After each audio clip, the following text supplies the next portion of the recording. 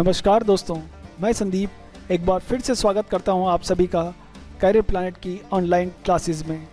दोस्तों, पिछले वीडियो में हमने सीखा था एडवांस रिसिप्ट्स के बारे में कि आप सेम मंथ एडवांस रिसिप्ट को उसी मंथ में किस तरह से एडजस्ट करेंगे, नेक्स्ट मंथ में एडवांस रिसिप्ट को किस तरह से एडजस्ट करेंगे और एडवांस कैंसिलेशन से संबंधित सभी एंट्रीज़ को टेली में किस तरह से पोस्ट करेंगे।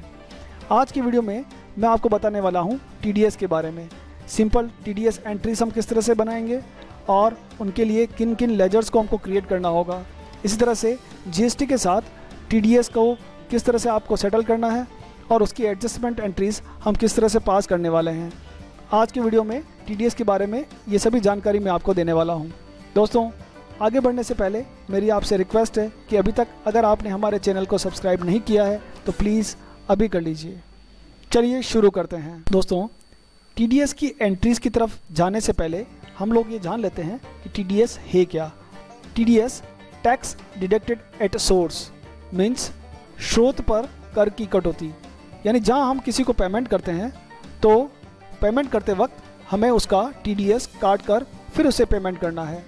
टीडीएस एक तरह से इनकम टैक्स का ही एक फॉर्म है जिसके थ्रू हम पेमेंट करते वक्त सामने वाले को उसका इनकम टैक्स यानी टीडीएस काट कर फिर पेमेंट करते हैं। अब बात आती है कि हम जो पेमेंट कर रहे हैं क्या हमें वो टीडीएस काटना है या नहीं काटना है, या कौन ऐसे लोग हैं जो लायबल हैं टीडीएस काटने के लिए। तो दोस्तों, इसकी सारी जानकारी आपको गवर्नमेंट की वेबसाइट, इनकम टैक्स की जो वेबसाइट है, आप गूगल में सिंपल टीडीएस रेट्स लिखेंगे तो भी आपको वेबसाइट मिल जाएगी। वहाँ सारी जानकारी आपको उपलब्ध है। फिर भी मैं आपको सामान्य जानकारी दे रहा हूँ एजुकेशन पर्पस के हिसाब से कि दोस्तों, यदि आपके अकाउंट्स जो आप हिसाब किताब रख रहे हैं वो लॉ के अकॉर्डिंग ऑडिटेड होते हैं, यानी उनको आपको अंकेशन करवाना पड़ता है, यदि उनकी जांच आपको ऑडिट करवानी पड़ती है तो आप लायबल हैं कि आपको टीडीएस पेमेंट्स पर काटना है। अंडर सेक्शन 44A(b) के थ्रू अगर आपके अकाउंट्स ऑडिटेड होते हैं तो फिर आपको पेमेंट करते वक्त टीडीएस काटना होगा।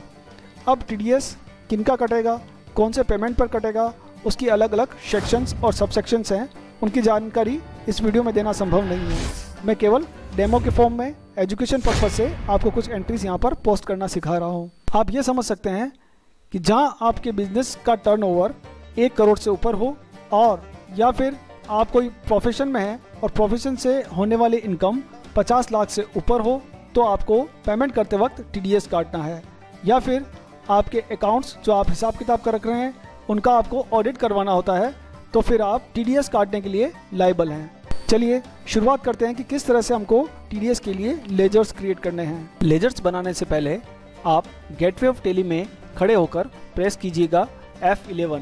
F11 से हमारे सामने ऑप्शंस ओपन हो जाएंगे। उसमें से अपने को जाना है टैक्सेशन वाले ऑप्शन में, और यहाँ मैंने जीएसटी को यस कर दिया है। जीएसटी डिटेल को भी यस करते हुए सारी डिटेल फिल कर दी है। साथ में साइड में आपको टीडीएस दिखाई देगा, टीडीएस को भी यस कर दीजिएगा, और सेट अल्टर टीडीएस डिटेल इस ऑप्शन को भी हमको यस करना है। जब हम इस ऑप्शन को यस करेंगे तो यहाँ आपको सारी इन्फॉर्मेशन फिल करनी है, टेन नंबर, डिडक्टर टाइप, ये सारी इन्फॉर्मेशन आपको यहाँ पर फिल करनी है। दोस्तों, नीचे एक ऑप्शन आ रहा है जिसमें आपको यहाँ दिखाई देगा rate of TDS if PAN is not available. यदि सामने वाली पार्टी जिसको हम पेमेंट कर रहे हैं उसने हमको पेन नंबर अवेलेबल नहीं करवाया है तो एज़ पर रूल उस पर 20% टीडीएस एप्लीकेबल होगा। उसका 20% की रेट से टीडीएस हमको काटना होगा। यहाँ पर आपको डिडक्टर टाइप में कंपनी या इंडिविजुअल, जैसा भी आपका कंपनी का नेचर है वो आपको यहाँ सेलेक्ट करना है। मैं यहाँ पर कंपनी ले रहा हूँ। देन सारी चीज़ें एंटर करने के बाद लास्ट के जो 2 ऑप्शन है जिसमें लिखा हुआ है ignore IT exemption limit for TDS deduction, अभी इसको आपको नो रखना है। और लास्ट में activate TDS for stock items, इस ऑप्शन को भी आपको नो रखते हुए इसको सेव कर लेना है। यहाँ आपको एक ऑप्शन और दिखाई दे रहा है set alter details of person responsible. जो पर्सन टीडीएस का हिसाब किताब रखता है या डिडक्शन करता है उसकी सारी डिटेल आपको यहाँ फिल करनी होती है। फिल करने के बाद इन सारे डिटेल्स को सेव करते हुए आपको बाहर आना है। अब बात करते हैं कि हमको लेजर्स कैसे क्रिएट करने हैं। टीडीएस के लिए सबसे पहले हमको एक्सपेंसेस लेजर क्रिएट करना है। जैसे मैंने यहाँ पर रेंट के लिए एक एक्सपेंसेस लेजर क्रिएट किया है, rent on building under indirect expenses, then GST applicable, set alter GST detail yes, और यहाँ पर मैंने यूज़ किया है nature of transaction purchase taxable.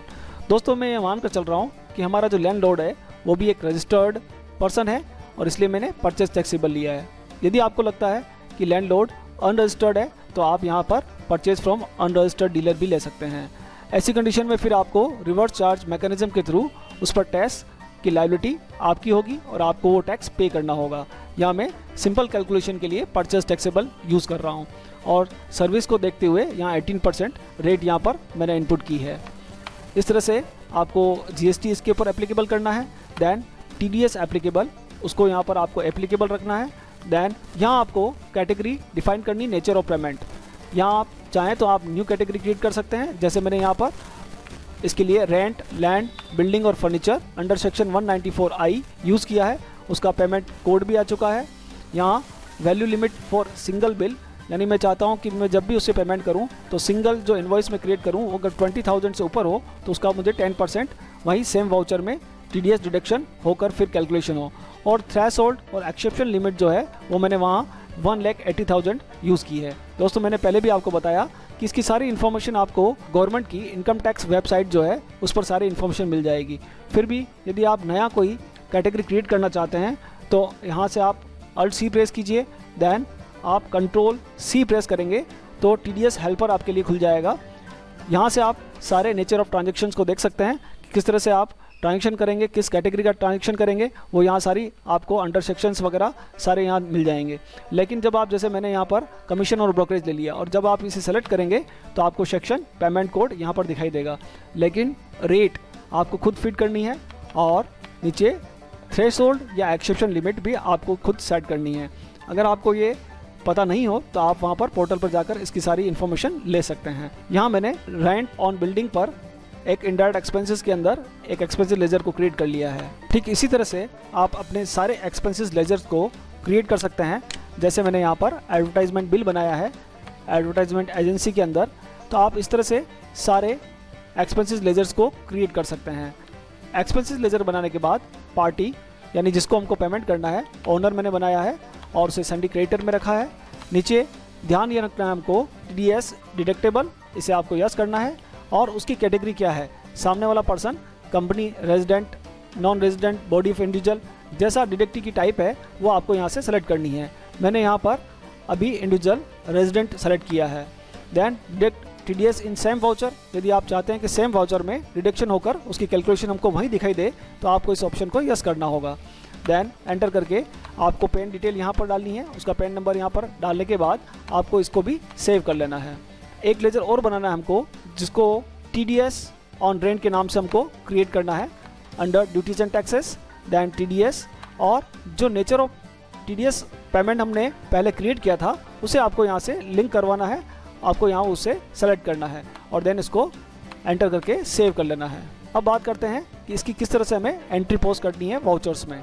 Accounting voucher में आ जाइए। अकाउंटिंग वाउचर में ओपन कर लीजिए आप परचेज वाउचर और यहाँ पर आप देख रहे होंगे अभी आपको आइटम इनवॉइस दिखाई दे रहा है। दोस्तों हम लोग आइटम परचेज नहीं कर रहे हैं, सर्विस परचेज कर रहे हैं, इसलिए परचेज वाउचर का मोड अकाउंटिंग इनवॉइस आपको करना होगा। Alt+I से मैंने अकाउंटिंग इनवॉइस ओपन कर लिया है और पार्टी का नेम हमारा जो लैंडलॉर्ड है, ओनर, उसका यूज़ किया है। देन हमारी जो सर्विस हम उससे परचेज कर रहे हैं, रेंट ऑन बिल्डिंग, और यहाँ मैंने अमाउंट इनपुट किया है 30,000। देन CGST और SGST चार्ज किया है, CGST SGST लोकल है इसलिए, और TDS ऑन रेंट जो लेजर हमने बनाया था ड्यूटीज़ एंड टैक्सेस में उसका यूज़ किया है। आप देख रहे होंगे कि -3,000 डिडक्ट होकर हमें सेम वाउचर में दिखाई दे रहा है। आप टैक्स एनालिसिस रिपोर्ट Alt+A से देख सकते हैं कि किस तरह से टैक्स की कैलकुलेशन हो रही है। CGST SGST 99%, 5,400 आपको यहाँ दिखाई दे रहा है और इनकम टैक्स जो TDS उसका डिडक्ट हुआ था वो यहाँ पर 3,000 10% की रेट से हमें दिखाई दे रहा है। तो दोस्तों इस तरह से बड़ी आसानी से आप TDS डिडक्शन की एंट्री परचेज वाउचर के थ्रू कर सकते हैं। यहाँ इस एंट्री को हम लोग सेव कर लेते हैं। सेव करने के बाद अब आप GST रिपोर्ट में जाकर देखेंगे डिस्प्ले GST GSTR2, यहाँ आपको परचेज दिखाई दे रही है 30,000। ये 30,000 टैक्सेबल सर्विस थी हमारी, वो आपको यहाँ दिखाई दे रहा है 5,400, उस पर टैक्स आपका लाइबल है आपको गवर्नमेंट को देना है टैक्स परचेस पर। यदि आप बैलेंस शीट में जाएंगे तो वहाँ पर आपको लायबिलिटीज़ में ड्यूटीज़ एंड टैक्सेस लायबिलिटीज़, यहाँ आपको CGST और SGST डेबिट साइड में दिखाई दे रहे हैं, और TDS ऑन रेंट यहाँ हमको क्रेडिट में 3000 दिखाई दे रहे हैं। दोस्तों, TDS ऑन रेंट पर जो टैक्स हमको गवर्नमेंट से देना है उसकी इनपुट क्रेडिट हमें नहीं मिलेगी, ये हमें सीधे पे करना होगा।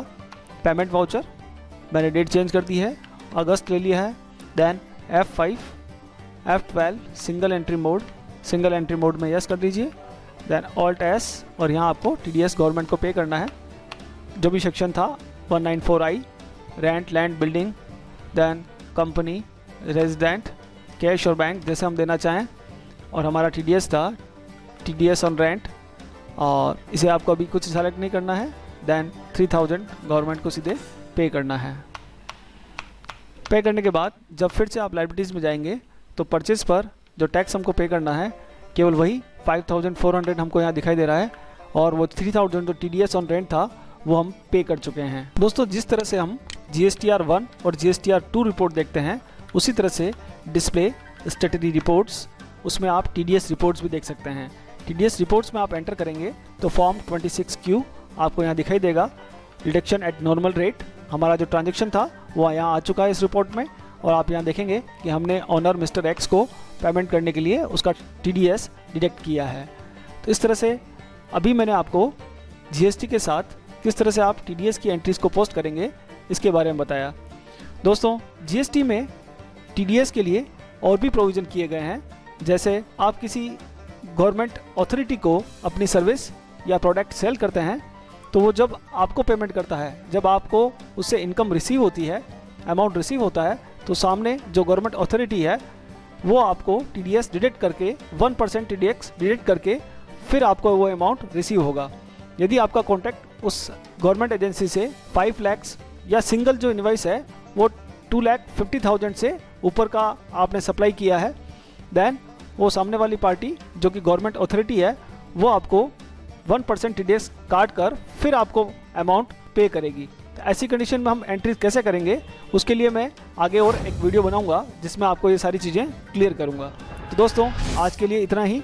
आपको अगर आज का हमारा ये वीडियो अच्छा लगा हो, उपयोगी लगा हो, तो इसे ज़रूर लाइक करें, शेयर करें, कमेंट करें, और अभी तक अगर आपने हमारे चैनल को सब्सक्राइब नहीं किया हो तो प्लीज़ अभी कर लीजिए। Thank you so much.